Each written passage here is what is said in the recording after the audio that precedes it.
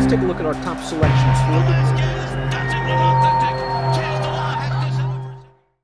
Hi, everybody. Dan Illman, Mike Beer, competitive group running for $500,000 in race number 7 at Oaklawn Park on Rebel Stakes Saturday. Let's take a look at the field for the Essex Handicap. We're going 1 mile and a 16th. This is a very competitive group, Mike. Silver State, the number 5, is 2-1 on the morning line. Based on victories in his last 3 races, it appears that Steve Asmussen has him good, but you can make a case for favoritism for several of these, including Tax, the number 4. Yes, he bombed in the Pegasus World Cup, but he has legitimate credentials. Yeah, true enough. You're right. I mean, they could go a couple of different ways with the favorite in here. Maybe it will be Silver State just because he's, won 3 in a row off the layoff, and he's got that triple-digit buy or 2 back showing there. So maybe he'll be favored, Dan, but you're right. Tax could go favorite in here. Listen, even the 2 Harper's First Ride has bounce back potential in this race.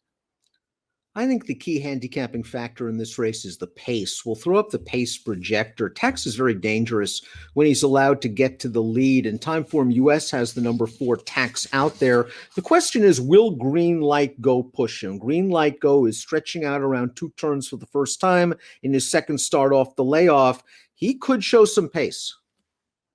Yeah, he could. We'll see what happens here. He's second off of that long layoff. And he didn't show a lot of speed last time on a sloppy track sprinting, but he could be forward in this race.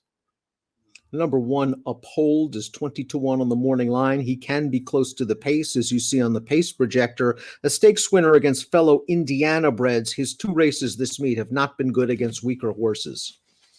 Yeah, he doesn't really look competitive at all against this field.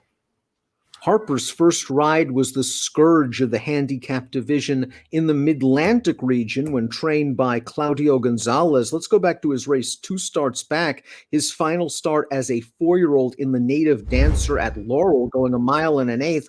Harper's First Ride is confronted by Cordmaker on the outside, and as Harper's First Ride has done to Cordmaker, it seems every time they've raced, he flicks him away.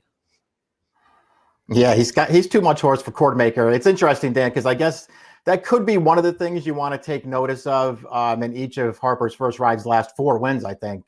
Cordmaker's name's going to be right there in his PPs. We know he's better than that horse. He's got to prove it now against a different group of horses, and a pretty good group here, too. Now, he bombed in the Pegasus World Cup. I talked to Robertino Diodoro, his new trainer, shortly after the World Cup. He said the horse came out of the race with a quarter crack and a pretty severe one. He's taken time. He mentioned the Essex all along. It's the race that he'd like to bring Harper's First Ride back. This horse won the Pimlico Special last year and has some tactical speed. He's still kicking, rated our superstar, Mike, the number 3. He's 8 years old. He seems to show up every year at Oaklawn in pretty good form. He already has a win this year. And these connections spent some good money on an old gelding, $50,000 to take him 2 starts back. It didn't pay off in the Razorback. Give him pace, he'll kick. Yep, they claimed him out of a nice win over a wet track 2 back. He's more than anybody else in this field, Dan. He's dependent on a real setup. He's going to need everything to go his way, a fast pace and then a clean run into it to get there first. Tax is a multiple graded stakes winner. Let's watch his victory in the Harlan's Holiday, his final start as a 4-year-old. Now, the track at Gulfstream seemed to favor inside speed, and that was what Tax was in this race. He went right to the front. He put them away. He goes on to win with a 105 buyer speed figure, but he wins this race very, very easily. And then for the 2nd year in a row, Mike, maybe he just can't run without Lasix. Because for the 2nd year in a row, he was terrible in the Pegasus World Cup. The good news is he'll run with Lasix on Saturday. Yeah, Lasix back on. This feels like a better situation for Tax. Listen, he can be a little bit of an in and outer, Dan. To me, personally, I think he's the horse to beat in here. I think his good race, at least at this stage of the game, is better than Silver State's best race. We'll see how that all plays out going forward. I feel like this horse is going to run a lot better in this race. Whether it gets him to the line first or not, I don't know, but he's going to run a lot better this time.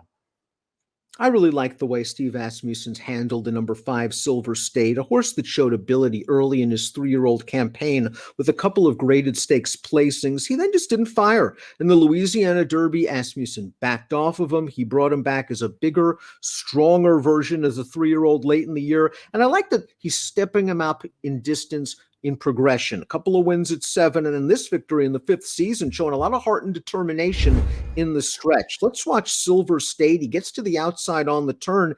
He's got to work to win this race, Mike, but I like that he had to work, and it's 3 fast races in a row. Yeah, he runs well in here.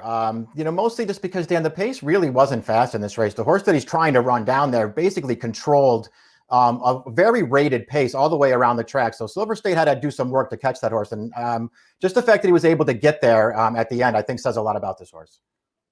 Do you like him at slightly shorter distances? I know he ran well at this distance and longer last year, but the big races off the layoff came, 2 sprints and 1 two-turn mile with a short stretch. I mean, I guess you could say he still has to prove that he can get a distance of ground. I personally thought he ran well enough early last year in 2-turn route races to suggest that distance is no problem for him. Green Light Go, the 6, stretches out, second start off the long layoff for trainer Jerry Hollendorfer. He was a very mature professional 2-year-old. We saw that in his first 2 races, including a win in the Saratoga Special. And I know he only ran twice last year at 3, Mike, but to me, he just seemed like a horse that the rest of the crop caught up with him. And I wonder if he was just an early precocious type. He ran fine, I guess, off the layoff last time out over a sloppy track. He had plenty of excuses. I'm not sure how far this horse wants to go. Yeah, I share the same concerns. The distance could be an issue for him. Just the fact that he's never really gotten better from those first 2 starts, which are now almost 2 years ago, is also a concern. And listen, last time, certainly he has excuses lined up if you want to give him those excuses. But all in all, he had a real shot at that race coming to the stretch, Dan. The rail opened right up for him. He came on through. He had a real look at it, and he just didn't really find any kind of serious finish.